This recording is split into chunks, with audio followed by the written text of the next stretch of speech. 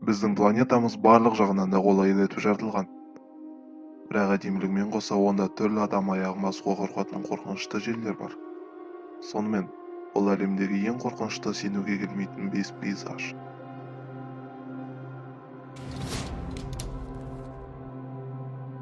Лагуна Трук. Тынық мұхитындағы Микронезияның орталық оралдарындағы жағажайда орналасқан Лагуна Трук біздің топтың 5-ші орнында. Екінші дүниелік соғыс кезінде аралдарда Жапон армиясының базасы және әуе күштері орналасқан. 1944 жылы Америка Хиллстон операциясын бастаған кезде мұнда 40 мыңнан астам жаяу әскер және 2 флот болған. Жапондықтар үшін бұл операция өте шығынды келді. 150-ден астам ұшақ және кеме су астына кетті. Қазіргі таңда су астына қираған кемелер мен ұшақтардың қаңқасы табылған. Онда әлі қолданылмаған оқ қарулар да кездеседі. Тағы айта кетерлік нәрсе, Трук лагун сөзін аударсақ, ол мазар деген мағынаны білдіреді. Цинжи Дю Бемараха. Бұл Мадагаскарда орналасқан қорық. 1927 жылы сол жердің көрікті карсттық ландшафтын сақтап қалу мақсатында ашылған болатын. Аты қорық болғанмен мұнда аяқ алып жүру өте қиын. Себебі өткір тастар аяқ бастыртпайды. Алыстаған сайын тастар да өткірлене түседі.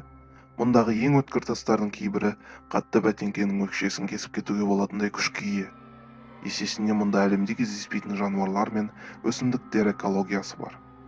Солардың бірі тропиктік күзгі орман мен ксерофиттік өсімдік. Ломо базары. Алдымен вуду туралы. Вуду алғаш шығарылған діннің бірі. Көбінесе Африка азаматтары ұстанады. Ал Ломо қаласы, яғни Тогоның астанасы, осы бір шайтани діннің орталығы іспетті. Жыл сайын болатын вуду жәрмеңкесінде Ломо қаласының базары жануарлардың бас қаңқаларымен сасиды. Мұнда Африкада өмір сүретін жануарлардың көптеген түрлерінің бас қаңқалары сатылымға қойылады. Біз үшін жат нәрсе болғанмен, бұл олар үшін религиялық процестер жүргізуге керекті құрал. Санжи қаласы. Тайванның солтүстік жағалауындағы Тайбейге алыс емес жерде орналасқан Санжи қаласы өзінің қызықты пейзажымен танымал. Әу баста қаланы болашақ қаласы ретінде салу мақсатында көп ақша жұмсалған. Құрылыс барысында құрылысшылармен күн сайын қайғылы оқиға болатын болған.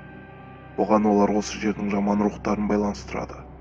Не дегенмен әкімшілік қаланың құрылысын аяқтайды. Бірақ мұнда адам көшіп келмейді. Қарызға кірген әкімшілік мұны туристік орталық еткісі келеді. Сонда да адамдар бұл жерден қорыққан. Қазіргі кезде мұнда бос тұрған футуристік стиліндегі үйлер ғана қалған. Қуыршақтар аралы. La Isla de la Muñeca испанша бұл арал дәл осылай аталады. Мексикада орналасқан бұл аралдың аты әдемі болғанмен, заты керісінше. Бұл жер жүйкесі әлсіз адамдарға арналмаған. Аралға кірген сәтте ескі қуыршақтардың мыңдаған түрін көре аласыз. Бұның бәріне бір ғана себепкер Дон Джулиан есімді азамат. Аңыз бойынша ол өз көзімен каналға батып бара жатқан кішкентай қызды көреді. Оны құтқара алмаған соң, рухын жайландыру мақсатында аралды қуыршақтармен толтыра бастайды. Ұзын саны 1000-нан астам қуыршағы бар өлке хоррор көркіш туристер үшін таптырмас жер. Мұнымен видеомыз аяғына жетті. Тіркелуді ұмытпаңыз, егер ұнаса лайк басыңыз.